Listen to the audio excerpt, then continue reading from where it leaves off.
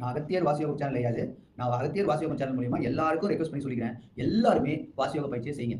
ஏன்னா, மனிதனா பிறந்த எல்லாருமே இறைவனை அடைய தான் இந்த மனித உடலும் எடுத்திருக்கோம். அதுக்குள்ள ஓடக்கூடிய உயிரையும் நம்ம எடுத்திருக்கோம். அதனால இறைவனை நோக்கி நம்ம பயணிக்கணும்னா, கண்டிப்பா வாசியோக பயிற்சியை எல்லாரும் செய்யணும். வாசி மந்திரத்தை ஜெபம் பண்ணணும். இல்லனாலும் அப்படி வாசி மந்திரத்தை ஜெபம் பண்ணிட்டு கொஞ்சம் கொஞ்சமா வாசியோக பயிற்சி பண்ணி வாசிய மேல்நிலை அடைய வச்சா கண்டிப்பா இறைவனை நோக்கி நீங்க பயணிக்கலாம். ஏன்னா இறைவனை நோக்கி பயணிக்கிறதுக்காக தான் இந்த மனித உடல் கொண்டு உயிர் கொண்டு நம்ம பிறந்திருக்கோம்.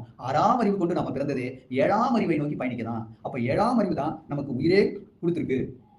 அப்ப 7ஆம் அறிவு நமக்கு உயிர் கொடுத்திருக்கு அப்படின்னா 7ஆம் அறிவை நோக்கி நம்ம பயணிக்கலாம். நம்ம இந்த 6ஆம் அறிவை எடுத்திருக்கோம். இதை நல்லா தெரிஞ்சுக்கோங்க. அப்ப 7ஆம் அறிவை நோக்கி நம்ம பயணிக்கணும்னா அது உடலற்ற ஒரு நிலை. இதை நல்லா தெரிஞ்சுக்கோங்க. ஒன்லி உயிர் மட்டும் செயல்படக்கூடிய ஒரு நிலை தான் 7ஆம் அறிவு. அதுதான் அன்னப்பறவை நிலை அப்படின்னு ரொம்ப தெளிவா சித்தர் மகான்கள் சொல்லியிருக்காங்க. அதுக்கு வாசியோக பயிற்சி பண்ணா மட்டும்தான் அந்த நிலையை நோக்கி நீங்க பயணிக்க முடியும். அதுக்கப்புறம் தீப நிலையை நோக்கி நீங்க பயணிக்கலாம். அதுக்கப்புறம் ஓரங்குல சுவாசமான சிவலிங்க நிலையை நோக்கி நீங்க பயணிக்கலாம். இது எல்லாமே சிரசுக்குள்ள வாசி ஒடுங்க தான் நடக்கும். அப்போ வாசியோக பயிற்சி பண்ணா மட்டும்தான் நீங்க இறைவனை நோக்கி பயணிக்க முடியும். வாசியோக பயிற்சி பண்றதுக்கு தான் நாம மனிதனாகவே பிறந்திருக்கோம். எல்லாரும் ஒரு தப்பான ஆன்மீகத்தை நோக்கி பயணிக்காதீங்க. ஏன்னா நீங்க தப்பான ஆன்மீகத்தை நோக்கி பயணிச்சீங்கன்னா ஒரு 10 வருஷம் ஆகும் இந்த வாசியோக பயிற்சியை தெரிஞ்சுக்கிறதுக்கு, வாசி மந்திரத்தை புரிஞ்சுக்கிறதுக்கு, வாசியோக பயிற்சியை நீங்க செய்யறதுக்கு.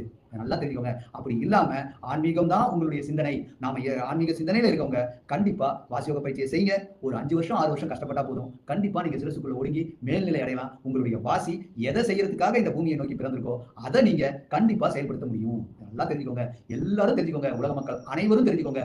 கண்டிப்பா எல்லா மனிதனும் வாசியோக பயிற்சி பண்ணி சிரசுக்குள்ள வாசியை ஒடுங்கி இறைவனை நோக்கி பயணிக்கலாம். எல்லா மனிதனும் பிறந்திருக்கும். இதுதான் உண்மையான விஷயம்.